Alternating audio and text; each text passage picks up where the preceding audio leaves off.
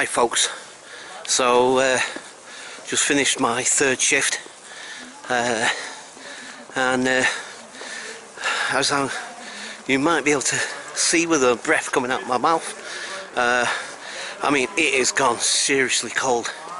Now obviously for those of you who are living in London and what have you, that I assume, oh well, obviously it's as cold where you are as it is here. I mean, look at this, look at the frost on this, look, you see what I mean? And it's only now turning 11 o'clock, do you know what I mean? And usually early morning, early hours, temperature will drop even more. So, you know, the thing is, you know, I was just coming out of there, and like I say, I've been doing a lot of different gap duties and stuff, and you know, standing outside in the smoking area and what have you, and you know, earlier on in the evening it was like, it was cold, but you know, the thing is that like it was a sort of mild, you know, like it wasn't that cold sort of thing, and then it turned again, and it's been steadily getting colder and colder all night, to be quite honest. Now for the last like hour or so, over the last couple of hours, I've been indoors doing stuff, and then we're doing the debrief, which, you know, round about half an hour debrief thereabouts, and I've got this big coat on, of course, and you know, so I've not noticed it until I've just come out again now, obviously on the way home, and boy is it cold. And like I said, it got me thinking, it really got me thinking, because I'm thinking to myself, wow, you know, I mean, just imagine, not everybody in that centre, you know, there's still people out there. I know a few people out there that, do you know, they've got to sleep out in this, man. I mean, flipping heck. Do you know, I mean, I did my time out there, and like I said, as you guys know, 20 years out there on them streets, and you know, and I faced some severe cold, and of course I was up north, which, you know, it's always at least two degrees colder than it is down here, you know what I mean? And I mean, flipping heck, you know, it's like, so I know cold, believe me, I know cold, and if I'm saying that this is cold, and believe me, I would not want to be out on these streets in this. No way, man, no way. And you know, to be perfectly honest, and I've been saying it for a little while, I'm convinced that we're going to have a really harsh winter this year. I mean, I might be wrong, and I hope I'm wrong for their sake more than anything. But I hate to think about this. I hate to think about it, but do you know, it wouldn't surprise me we're going to have a few deaths on the street this year. Do you know what I mean? From the cold. Do you know? You know, it wouldn't shock me or surprise me that this year, or this year coming, I should say, you know, 2017. Like I said, I really hope I'm wrong. I'll be more than happy to be proven wrong. Absolutely, 100% be proven wrong on this. But I don't know. I've just got this naggy feeling that this year coming, we're going to have a really harsh winter, and I can see a couple of people not making it through it, you know. I mean, you sleep out in this, even with blankets, sleeping bags or whatever, you know. I mean, god damn, this gets into you. You know, I really feel sorry for anybody out on this. Do you know what I mean? I mean, god blimey, I've got to really thank my lucky stars that I've got a roof over my head. Do you know what I mean? I've got somewhere to go back to tonight.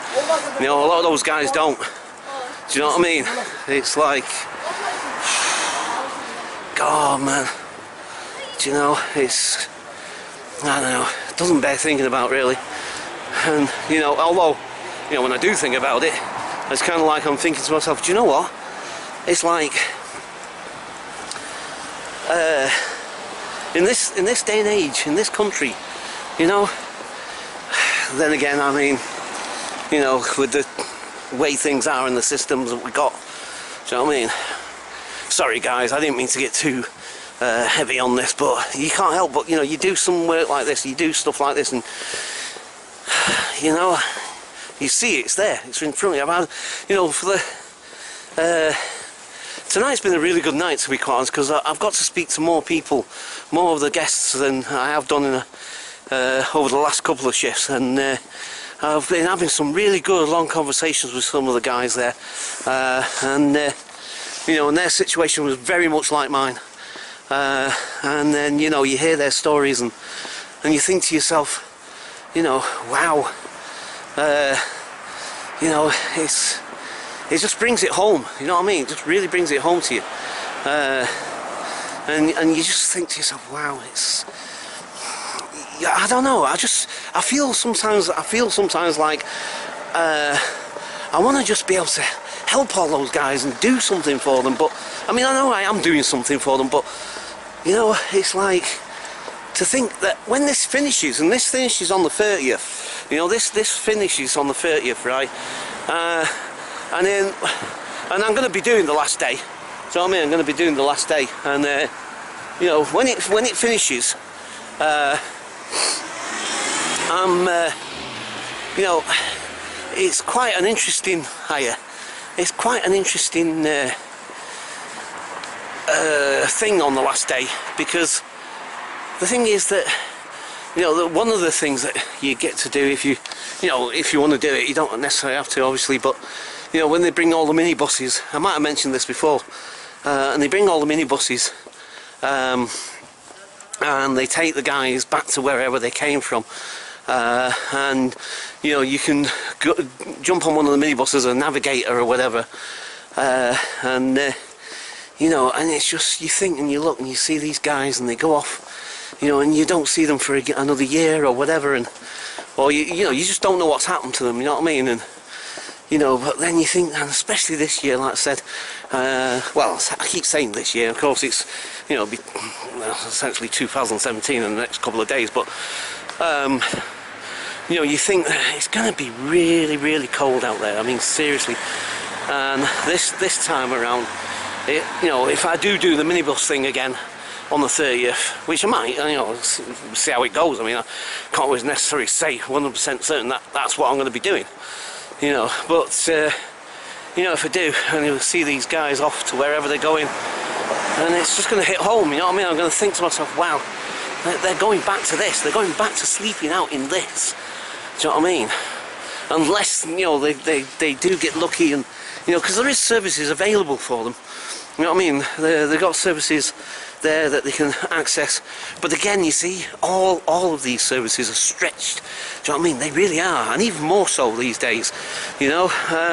And again, as you guys might know by now, with some of the things I've told you about, you know, homelessness is not one simple thing. It's a complex, very complex issue. There's no easy answers to this, and human beings, just by their very nature, are complex anyway. And they'll have lots of complex issues that you can't just stick people in a hostel or a home somewhere and just expect them to get on with it. You know, there's lots of other things that they need to address and what have you, sort of thing. And so, you know, not everybody's going to be able to get into a place, you know, so there's still going to be some people that are going to be out there, and they're going to be out in this. And like I said, I mean, I know you've probably not seen much of it from what's behind me, maybe, but you know, there's a mist in the air, more so when we come out of the place down there. It was a bit more misty down the other end, but it is absolutely freezing. I mean, it is freezing cold, you know, and to think that there's people going to have to sleep out in this, man. And like I said, obviously I've done it myself. I did it myself for many, many years, and I don't know. God blimey. Right, okay, sorry. I know I've kind of gone into a bit of a sort of doom and gloom. Right, okay. I'm going to leave it there for now. Got a couple of videos to put up tonight. I'll try and get them up. Like I say, you know, it's nearly 11, well, it's probably actually slightly past 11 o'clock by now, I think. I imagine, I'm not sure exactly. But I need to get home, and obviously I'm going to need to get some sleep at some point, and so I'll try and get these up. Tonight, but we'll see how it goes. So for now, I'll catch you guys later, and yeah, we'll see what comes next. Bye for now. Okay folks, I wasn't planning on doing another video, But when the tube works well, it's fantastic. You know what I mean? Victoria Line particularly. Oh, lo and behold, I get the camera out, and all of a sudden we're going. Mind you, we've been sat here for at least 4 minutes, I guess, give or take. Oh no, apparently we're not going. So yeah, sorry, it's just really irritating me because I just want to get home. I'm really tired and I just want to get home. And oh, finally we're moving. Anyway, as I was saying, when the tube works, it's great, fantastic. But when something goes wrong with it, it's a flipping nightmare. You know, I mean, I know it's only a matter of about 4 minutes or whatever, but you know, the thing is, like I said, I just wanted to get home because I was also trying to time the length that it takes to get from Finsbury Park to Brixton, so that it helps me to gauge what time I need to leave the house and stuff. You know what I mean? I've got a pretty good idea. We're talking around about 20-25 minutes. Obviously, you know, you have to give a bit either way sometimes. So, like I said, I've been trying to time it. By rights, by now, I should have got home. It's now 25 past 11. As I say, by now, would have been in Brixton by now. Definitely would have been in Brixton. So, because we were stuck at Victoria. Sorry, I should have mentioned, we were stuck at Victoria. So, is Pimlico. Doors will open on the right-hand side. yeah, so we would have been in. We were stuck at Victoria. We would have been in Brixton by now. We would have been in Brixton. I don't know what the delay was because 3 trains on the opposite side of us.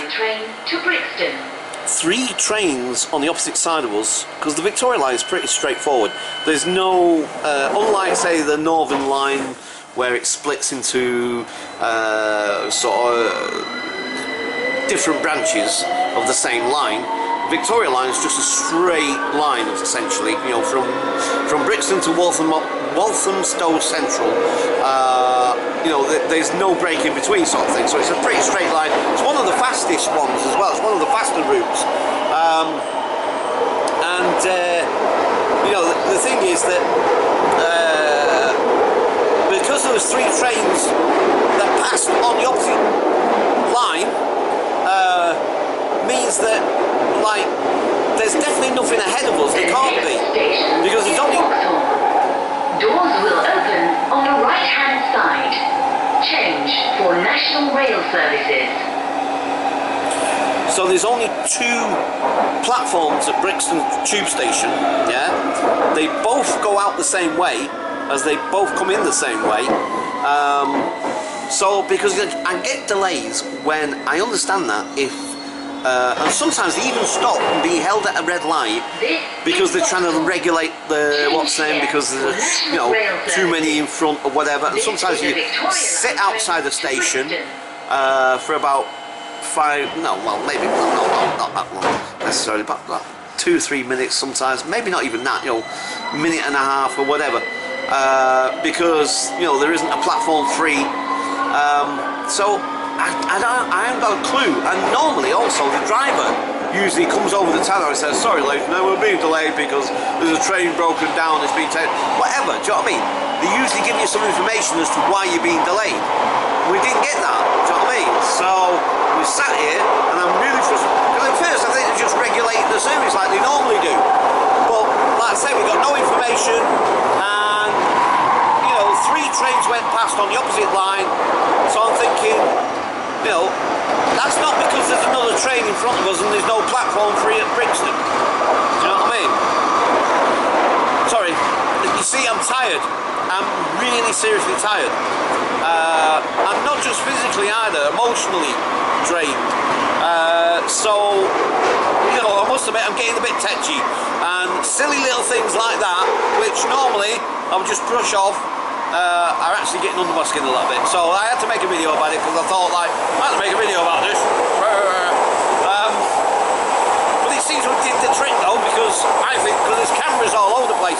No doubt I am being filmed as we speak, and no doubt they're watching watching, like, oh, what's this guy doing with his camera, like, you know. So, anyway. Change for the Northern Line. Change for the Northern Line. Right, so, yeah, so undoubtedly I'm being filmed as we speak right now. There's cameras all over this. There's a camera at the bottom end there. There was a camera on the platform at Victoria, right where the door was, where I was looking out the door, because I got up a couple of times to look down the train to see if I could see what was going on. I know, it's something and nothing. It's a storm in a teacup. At the end of the day, it's a storm in a teacup, and you know what I mean. So anyway, I'm going to leave it there for now, folks, and I'll catch you guys later. Bye for now.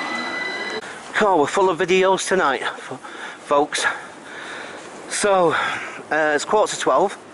So yeah, so we're back home, and you know, it's fascinating, interesting how excuse me, things look so different when it's, you know, in the early hours or whatever.